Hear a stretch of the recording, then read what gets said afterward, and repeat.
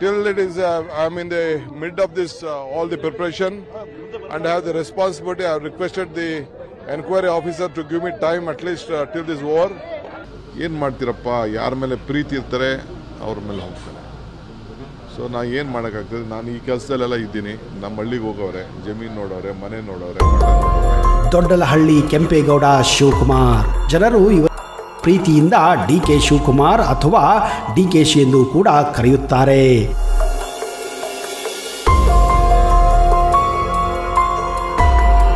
ಇನ್ನು ಇವರು ಕರ್ನಾಟಕದಲ್ಲಿ ಕನಕಪುರ ಬಂಡೆ ಎಂದೇ ಹೆಸರುವಾಸಿಯಾಗಿದ್ದಾರೆ.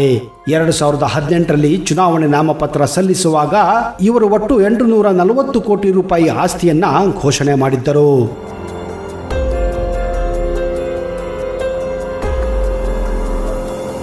ಆದರೆ ನಿಮಗೆ ಈ ದೊಡ್ಡಲಹಳ್ಳಿ ಕೆಂಪೇಗೌಡ ಶಿವಕುಮಾರ್ ಅಂದರೆ ಡಿಕೆಶಿ ಅಂದರೆ ಒಬ್ಬ ಸಾಮಾನ್ಯ ರೈತನ ಮಗ ಇಂದು ಭಾರತದಲ್ಲಿ ಅತಿ ಶ್ರೀಮಂತ ರಾಜಕಾರಣಿಯಾಗಿ ಬೆಳೆದಿದ್ದು ಹೇಗೆ ಅನ್ನುವ ಮಾಹಿತಿ ಗೊತ್ತಿಲ್ಲ ಅಂದರೆ ಈ ವಿಡಿಯೋನ ನೀವು ಕೊನೆವರೆಗೂ ನೋಡಲೇಬೇಕು. ಅದಕ್ಕಿಂತ ಮೊದಲು ನೀವು ನಮ್ಮ ಚಾನಲ್ಗೆ ಹೊಸಬರಾಗಿದ್ದರೆ ದಯವಿಟ್ಟು ಈಗಲೇ ಸಬ್ಸ್ಕ್ರೈಬ್ ಮಾಡಿ, ಜೊತೆಗೆ ಬೆಲ್ ಐಕನ್ ಕೂಡ ಪ್ರೆಸ್ ಮಾಡಿ.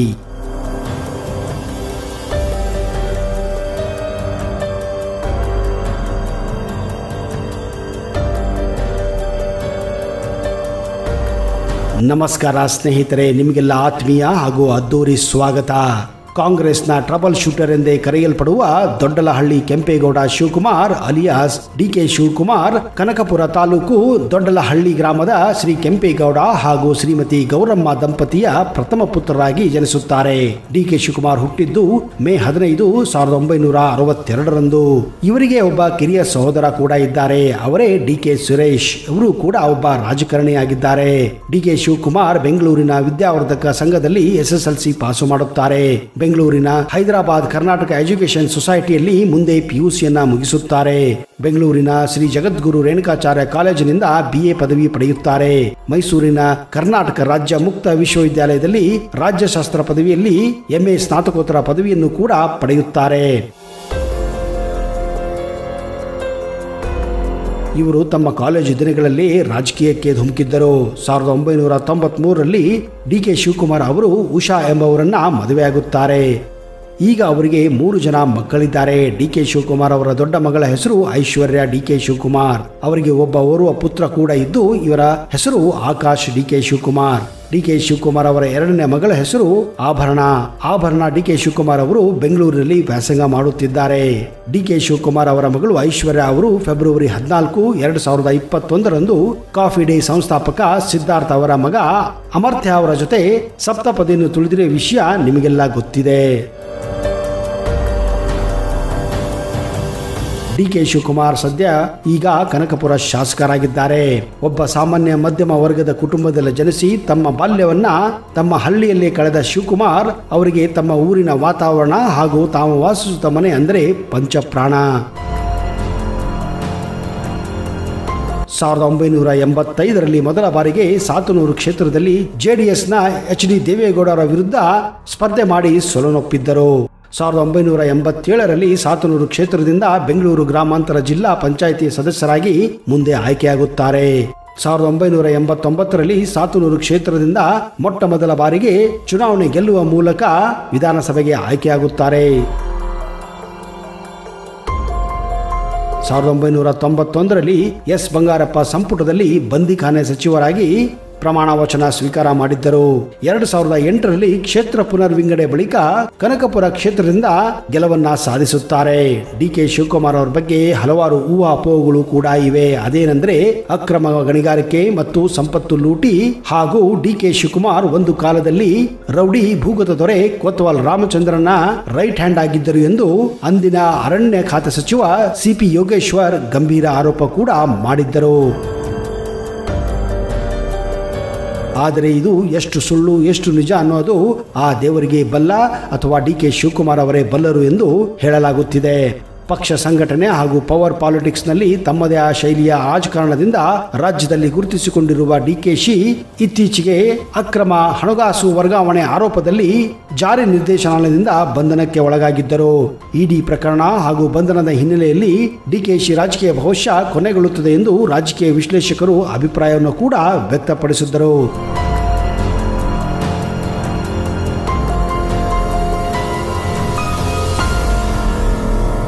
ಜಾಲಿ ನಿರ್ದೇಶನಾಲಯ ಅಂದ್ರೆ ಇಡಿ ಮೊದಲ ಬಾರಿ ಇವರ ಮೇಲೆ ದಾಳಿ ಮಾಡಿದಾಗ ಸುಮಾರು 300 ಕೋಟಿಯಷ್ಟು ಬಹಿರಂಗಪಡಿಸಿದ ಆದಾಯವನ್ನ ವಶಪಡಿಸಿಕೊಳ್ಳಲಾಗಿತ್ತು.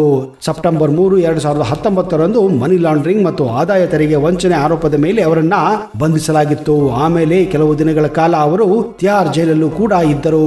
ಆಮೇಲೆ ಅವರಿಗೆ ಈಗ ನಿರೀಕ್ಷಣಾ ಜಾಮೀನಿನ ಮೇಲೆ ಹೊರಗಡೆ ಇದ್ದಾರೆ. ಕೆಲವರು ಇವರನ್ನ ಹುಚ್ಚ ವೆಂಕಟೇಶ್ ಅಂತ ಕರೆಯುತ್ತಾರೆ. ಇನ್ನು ಕೆಲವರು ಇವರನ್ನ ಕರ್ನಾಟಕದ ರಾಬಿನ್ ಹುಡ್ ಅಂತ ಕೂಡ ಕರೆಯುತ್ತಾರೆ.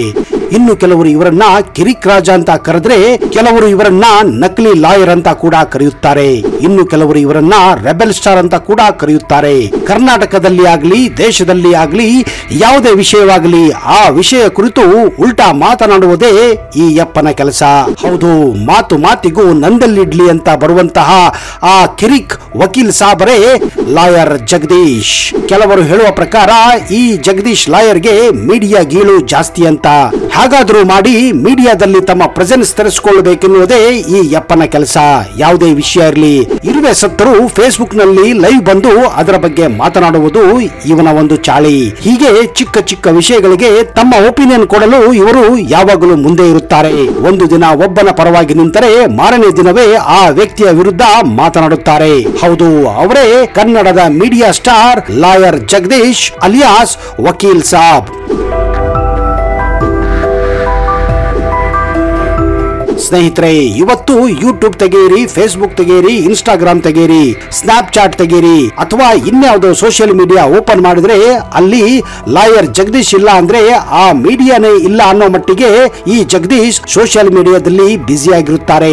ಮಾತು ಎತ್ತಿದ್ರೆ ಅದನ್ನ ಮಾಡಿಬಿಡುತ್ತೇನೆ, ಇದನ್ನ ಮಾಡಿಬಿಡುತ್ತೇನೆ, ಅವನನ್ನ ಹೊಡೆಯುತ್ತೇನೆ, ಇವನನ್ನ ಬಡಿಯುತ್ತೇನೆ ಅನ್ನುತ್ತಾ ವಿಡಿಯೋಗಳನ್ನ ಮಾಡುತ್ತಾನೆ ಇರುತ್ತಾರೆ. ಯಾರಿಗೂ ಕೂಡ ಕೇರ್ ಮಾಡುವುದಿಲ್ಲ. ಮುಖ್ಯಮಂತ್ರಿಯೇ ಆಗಲಿ, ಕಮಿಷನರೇ ಆಗಲಿ, ಜಡ್ಜ್ ಆಗಲಿ, ಎಲ್ಲರನ್ನ ಏಕವಚನದಲ್ಲಿ ಮಾತನಾಡುತ್ತಾರೆ. ಇದನ್ನೆಲ್ಲ ನೋಡಿಯೇ ಅವರ ಮೊದಲ ಪತ್ನಿ ಓಡಿ ಹೋಗಿದ್ದು ಅಂತ ಕೆಲವರು ಹೇಳುತ್ತಾರೆ. ವಕೀಲ್ ಸಾಬ್ ಲಾಯರ್ ಜಗದೀಶ್ ಅಂತ ಕರೆಯಲ್ಪಡುವ ಈ ಜಗದೀಶ್ ಮೂಲ ಹೆಸರು KN ಜಗದೀಶ್ ಕುಮಾರ್. ಇವರು ಮೂಲತಃ ಬೆಂಗಳೂರಿನ ಕೊಡಗೆಹಳ್ಳಿಯ ನಿವಾಸಿ. ಇವರದು ಶ್ರೀಮಂತ ಒಕ್ಕಲಿಗ ಕುಟುಂಬ. ಇವರ ತಾತ ಕೋಟ್ಯಾಧಿಪತಿ. ಇವರ ತಾತ ಆಗಿನ ಕಾಲದಲ್ಲಿಯೇ ದೊಡ್ಡ ಜಮೀನ್ದಾರರಾಗಿದ್ದರು. ಆ ಸಮಯದಲ್ಲಿಯೇ ಭಾರಿ ಪ್ರಮಾಣದ ಆಸ್ತಿಯನ್ನ ಹೊಂದಿದ್ದರು. ಇದೇ ಕಾರಣ ಈ ಜಗದೀಶ್ ಕುಮಾರ್ ಇವತ್ತು ಕೊಡಗೆಹಳ್ಳಿಯಲ್ಲಿ ಭವ್ಯವಾದ ಬಂಗಲೆಯನ್ನ ಕಟ್ಟಿಸಿಕೊಂಡು ಆಗರ್ಭ ಶ್ರೀಮಂತನ ಹಾಗೆ ಬದುಕುತ್ತಿದ್ದಾರೆ. ಬೆಂಗಳೂರಿನ ಕೊಡಗೆಹಳ್ಳಿಯಲ್ಲಿ 100 ಎಕರೆ ಜಮೀನು ಇವರದಾಗಿದೆ. ಇದರ ಬೆಲೆ ಈಗ 100 ಕೋಟಿಯಾಗಿದೆ. ಹೀಗಾಗಿ ಇವರು ಹುಟ್ಟ ಆಗರ್ಭ ಶ್ರೀಮಂತರು. ಇವರ ತಂದೆ ಹೆಸರು ನಾರಾಯಣ ಸ್ವಾಮಿ.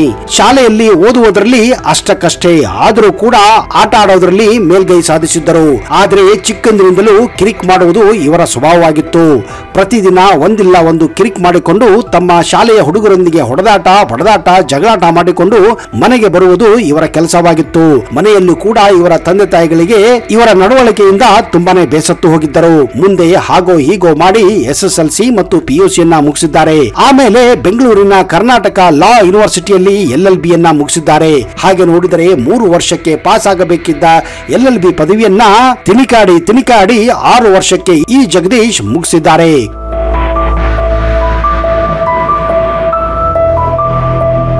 ಕೆಲವರು ಹೇಳುವ ಪ್ರಕಾರ ಇದರಲ್ಲೂ ಕೂಡ ಗೋಲ್ಮಾಲ್ ಮಾಡಿದ್ದಾರೆ ಎನ್ನುವ ಮಾಹಿತಿ ಇದೆ. ಆದರೆ ಇವರು ಮಾಡುತ್ತಿದ್ದ ಕಿರಿಕ್ನಿಂದಾಗಿ ಕೊಡಗೆಹಳ್ಳಿ ಪೊಲೀಸರು ಇವರ ಮೇಲೆ ರೌಡಿ ಶೀಟರ್ ಕೇಸನ್ನ ಕೂಡ ಹಾಕಿದ್ದರು. ಇವರು ಹೇಳುವ ಪ್ರಕಾರ ಇವರು ಒಬ್ಬ RTI ಆಕ್ಟಿವಿಸ್ಟ್ ಅಂತ ಗುರುತಿಸಿಕೊಳ್ಳುತ್ತಾರೆ.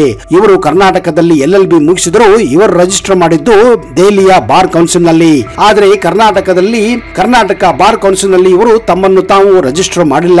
ಬೆಂಗಳೂರಿನಲ್ಲಿ ವಕೀಲರ ಸಂಘ ಇವರು ಕರ್ನಾಟಕದಲ್ಲಿ ವಾದವನ್ನು ಮಂಡಿಸುವ ಹಾಗಿಲ್ಲ ಅಂತ ಇವರನ್ನ ನಿಷೇಧ ಮಾಡಿತ್ತು. ವಕೀಲ್ ಸಾಬ್ ಪ್ರಕಾರ ತಾವು ಬೆಂಗಳೂರಿನ ಬಾರ್ ಕೌನ್ಸಿಲ್ ನಲ್ಲಿ ರಿಜಿಸ್ಟರ್ ಮಾಡುವುದರಿಂದ ಭಾರತದಲ್ಲಿ ಎಲ್ಲಿ ಬೇಕಾದರೂ ವಾದವನ್ನ ಮಂಡಿಸಬಹುದು ಅಂತ ಟಕ್ಕರ್ ಕೂಡ ಕೊಟ್ಟಿದ್ದರು. ಆದ್ರೆ ದುರಾದೃಷ್ಟ ಇತ್ತೀಚೆಗೆ ಅವರ ಒಂದು ರಹಸ್ಯ ಬಯಲಿಗೆ ಬಂದಿತ್ತು. ಏನಪ್ಪಾ ಆ ರಹಸ್ಯ ಅಂದ್ರೆ, ಲಾಯರ್ ಜಗದೀಶ್ ಪಡೆದುಕೊಂಡಿದ್ದಂತಹ PUC ಸರ್ಟಿಫಿಕೇಟ್ ನಕಲಿ ಅಂತ ಗೊತ್ತಾಗಿತ್ತು. ಹೀಗಾಗಿ ಆ ನಕಲಿ ಸರ್ಟಿಫಿಕೇಟ್ ಬಳಸಿಕೊಂಡೇ ಮುಂದೆ ಅವರು LLB ಸೇರಿದ್ದರು. ಹೀಗಾಗಿ ಅವರು ಪಡೆದುಕೊಂಡ ಪಡೆದಂತಹ ಆ LLB ಲಾ ಡಿಗ್ರಿ ಕೂಡ ಅಮಾನ್ಯತೆ ಎಂದು ಘೋಷಿಸಲಾಗಿದೆ. ಅಷ್ಟೇ ಅಲ್ಲದೆ ದೆಹಲಿಯ ಬಾರ್ ಕೌನ್ಸಿಲ್ ಕೂಡ ಇವರ ರಿಜಿಸ್ಟ್ರೇಷನ್ ಅನ್ನ ರದ್ದುಗೊಳಿಸಿದೆ. ಹೀಗಾಗಿ ಇವರನ್ನ ಈಗ ನಕಲಿ ಲಾಯರ್ ಅಂತ ಎಷ್ಟೋ ಜನ ಕರೆಯುತ್ತಾರೆ. ಈ ಲಾಯರ್ ಅಂತ ಕರೆಯಲ್ಪಡುವ ಈ ವಕೀಲ್ ಸಾಬ್ ಒಂದಲ್ಲ ಎರಡೆರಡು ಮದುವೆ ಆಗಿದ್ದಾರೆ. ಈ ಜಗದೀಶ್ ಲಾಯರ್ಗೆ ಒಂದಲ್ಲ ಎರಡೆರಡು ಲವ್ ಸ್ಟೋರಿಗಳಿವೆ. ಈ ಜಗದೀಶ್ ಲಾಯರ್ PUC ಓದುತ್ತಿರುವಾಗ ಟ್ಯೂಷನ್ಗೆ ಅಂತ ಒಬ್ಬ ಮೇಷ್ಟ್ರು ಬಳಿಗೆ ಹೋಗುತ್ತಿದ್ದರು. ಆ ಗುರುಗಳ ಮನೆಯಲ್ಲಿ ಅವರ ಗುರುಗಳ ಅಕ್ಕನ ಮಗಳೊಬ್ಬಳು ಅಲ್ಲಿ ವಾಸವಾಗಿದ್ದಳು. ಟ್ಯೂಷನ್ಗೆ ಅಂತ ಹೋಗುತ್ತಿದ್ದ ಈ ಜಗದೀಶ್ ತಮ್ಮ ಗುರುಗಳ ಅಕ್ಕನ ಮಗಳ ಮೇಲೆ ಕಣ್ಣು ಹಾಕಿದ್ದಾನೆ. ಹಾಗೋ ಹೀಗೋ ಮಾಡಿ ಬಣ್ಣದ ಮಾತುಗಳನ್ನ ಆಡಿ ಆ ಹುಡುಗಿಯನ್ನ ಪಟಾಯಿಸಿದ್ದರು. ಆಮೇಲೆ ಆ ಹುಡುಗಿಗೆ ಇಲ್ಲ ಸಲ್ಲದ ಕನಸುಗಳನ್ನ ತೋರಿಸಿ ಅವಳು ಕೂಡ ಇವರ ಮೇಲೆ ಪ್ರೀತಿ ಹುಟ್ಟುವ ಹಾಗೆ ಮಾಡಿದ್ದಾರೆ. ಕೊನೆಗೆ ಇಬ್ಬರು ಮದುವೆಯಾಗಿದ್ದಾರೆ.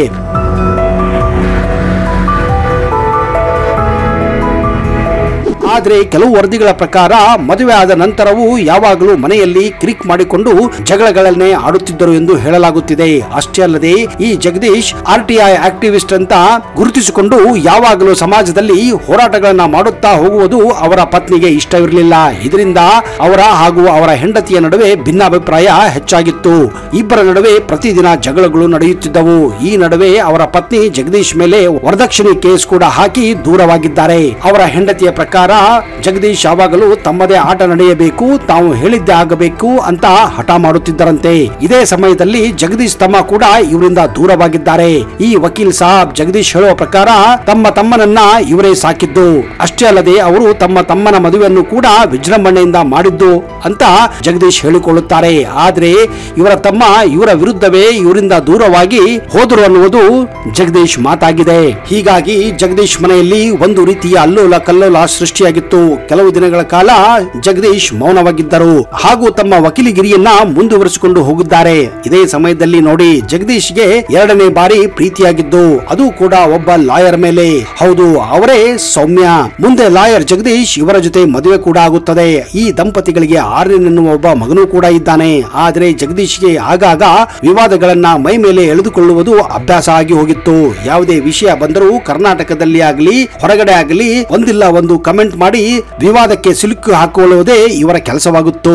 ಇವರು ಪದೇ ಪದೇ ಜೈಲಿಗೆ ಹೋಗುವುದು ಕೂಡ ಅಭ್ಯಾಸ ಮಾಡಿಕೊಂಡಿದ್ದರು. ನಿಜ ಹೇಳಬೇಕೆಂದ್ರೆ ವಕೀಲ್ ಸಾಬ್ ಲಾಯರ್ ಜಗದೀಶ್ಗೆ ಜೈಲು ಅಂದ್ರೆ ಎರಡನೇ ಮನೆ ಆಗಿಬಿಟ್ಟಿತ್ತು. ಹೀಗಾಗಿ ಕರ್ನಾಟಕದ ಬೇರೆ ಬೇರೆ ಪೊಲೀಸ್ ಸ್ಟೇಷನ್ಗಳಲ್ಲೂ ಇವರ ಮೇಲೆ ಹಲವಾರು ಕೇಸುಗಳು ಈಗಲೂ ಕೂಡ ದಾಖಲೆಯಾಗಿವೆ. ಮನುಷ್ಯ ಒಂದು ಸಾರಿ ತಪ್ಪು ಮಾಡಿ ಪಾಠವನ್ನ ಕಲಿಯುತ್ತಾನೆ, ಎರಡು ಸಾರಿ ತಪ್ಪು ಮಾಡಿ ಪಾಠವನ್ನ ಕಲಿಯಬಹುದು. ಆದರೆ ಈ ಮನುಷ್ಯ ಮಾತ್ರ ಯಾವತ್ತೂ ಪಾಠವನ್ನ ಕಲಿಯುವುದಿಲ್ಲ ಅಂತ ಕೆಲವರು ಹಿತೈಷಿಗಳು ಇವರ ಬಗ್ಗೆ ಹೇಳುತ್ತಾರೆ.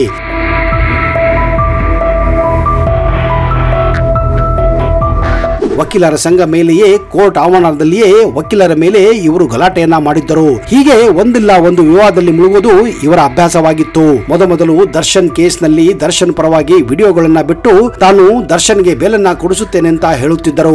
ಆದ್ರೆ ಅದೇನಾಯ್ತೋ ಗೊತ್ತಿಲ್ಲ. ಕೆಲವೇ ದಿನಗಳ ನಂತರ ದರ್ಶನ್ ವಿರುದ್ಧವೇ ಮಾತನಾಡಲು ಆರಂಭಿಸಿದ್ದರು. ಹೀಗೆ ಮಂತ್ರಿಗಳ ಮೇಲೆ, ಜಾತಿ ಧರ್ಮದ ಮೇಲೆ, ಕರ್ನಾಟಕದಲ್ಲಿ ಆಗುವ ನ್ಯಾಯ ಅನ್ಯಾಯದ ಮೇಲೆ ಪದೇ ಪದೇ ತಮ್ಮ ವಿವಾದಾತ್ಮಕ ವಿಡಿಯೋಗಳನ್ನ ಮಾಡಿ ಬಿಡುವುದು ಇವರ ಅಭ್ಯಾಸವಾಗಿತ್ತು. ನಿಜ ಹೇಳಬೇಕೆಂದ್ರೆ ಈ ಸಮಯದಲ್ಲಿ ಈ ಜಗದೀಶ್ ಕುಮಾರ್ಗೆ ಲಕ್ಷಾಂತರ ಜನರು ಅಭಿಮಾನಿಗಳು ಕೂಡ ಹುಟ್ಟಿಕೊಂಡಿದ್ದರು. ಈ ವಿಡಿಯೋ ನೋಡುವವರು ಕೆಲವರು ಇವರ ಅಭಿಮಾನಿಗಳು ಕೂಡ ಇರಬಹುದು. ಆದ್ರೆ ಬರಬರುತ್ತಾ ಇವರ ವಿವಾದಾತ್ಮಕ ಹೇಳಿಕೆಗಳು ಇವರ ಅಭಿಮಾನಿಗಳಿಗೂ ಕೂಡ ಸಿಟ್ಟನ್ನ ತರಿಸಿತ್ತು. ಅಷ್ಟೇ ಅಲ್ಲದೆ ತಮ್ಮ ಮನೆ ಬೆಂಗಳೂರಿನ ಕೊಡಿಗೆಹಳ್ಳಿಯಲ್ಲಿ ಅಣ್ಣಮ್ಮ ದೇವಿ ಮಹೋತ್ಸವ ಸಮಯದಲ್ಲಿ ರಸ್ತೆಯನ್ನ ಬ್ಲಾಕ್ ಮಾಡಿ ಅಣ್ಣಮ್ಮ ದೇವಿ ಉತ್ಸವನ್ನ ಯಾಕೆ ಮಾಡುತ್ತೀರಿ ಅಂತ ಅಣ್ಣಮ್ಮ ದೇವಿ ಉತ್ಸವ ಮಾಡುತ್ತಿದ್ದ ಜನರ ಮೇಲೆ ಮುಗಿಬಿದ್ದಿದ್ದರು. ಹೀಗಾಗಿ ತಮ್ಮ ಮನೆಯ ಮುಂದೆ ದೊಡ್ಡ ಗಲಾಟೆ ಮಾಡಿಕೊಂಡು ಹಲವಾರು ಜನ ಸೇರಿಕೊಂಡು ಇವರನ್ನ ಸರಿಯಾಗಿ ಬೆಂಡೆತ್ತಿದ್ದರು. ಹಾಗೂ ಅವರ ಕಾರ್ ಕೂಡ ಇದರಿಂದ ಜಖಮಾಗಿತ್ತು. ಇವರ ಈ ಕಾಂಟ್ರವರ್ಸಿಯಲ್ ಇಮೇಜ್ ಕಂಡು ಕನ್ನಡದ ಬಿಗ್ ಬಾಸ್ ನಲ್ಲಿ ಸೀಸನ್ 11ರಲ್ಲಿ ಇವರಿಗೆ ಎಂಟ್ರಿ ಕೂಡ ಕೊಡಲಾಗಿತ್ತು. ಅಲ್ಲಿಯೂ ಕೂಡ ಪ್ರತಿದಿನ ತಮ್ಮ ಪ್ರತಿಸ್ಪರ್ಧಿಯೊಂದಿಗೆ ಕ್ರಿಕ್ ಮಾಡಿಕೊಂಡು ಜಗಳವಾಡುತ್ತಿದ್ದರು. ನಾನು ಮನಸ್ಸು ಮಾಡಿದರೆ ಈ ಬಿಗ್ ಬಾಸ್ ಅನ್ನೇ ನಿಲ್ಲಿಸಿ ಬಿಡುತ್ತೇನೆ ಅಂತ ದಿಮಾಕಿನ ಮಾತುಗಳನ್ನ ಆಡುತ್ತಿದ್ದರು. ಅದೇನೋ ಅಂತಾರಲ್ಲ, ಹುಟ್ಟು ಗುಣ ಸುಟ್ಟರು ಹೋಗಲ್ಲ ಅಂತ. ಅಂತಹ ಮಾತಿಗೆ ನಿಜವಾದ ಸಾಕ್ಷಿ, ಅಂತಹ ಕ್ಯಾರೆಕ್ಟರ್ ಅಂದ್ರೆ ಅದುವೇ KN ಜಗದೀಶ್ ಕುಮಾರ್ ಅಲಿಯಾಸ್ ವಕೀಲ್ ಸಾಬ್.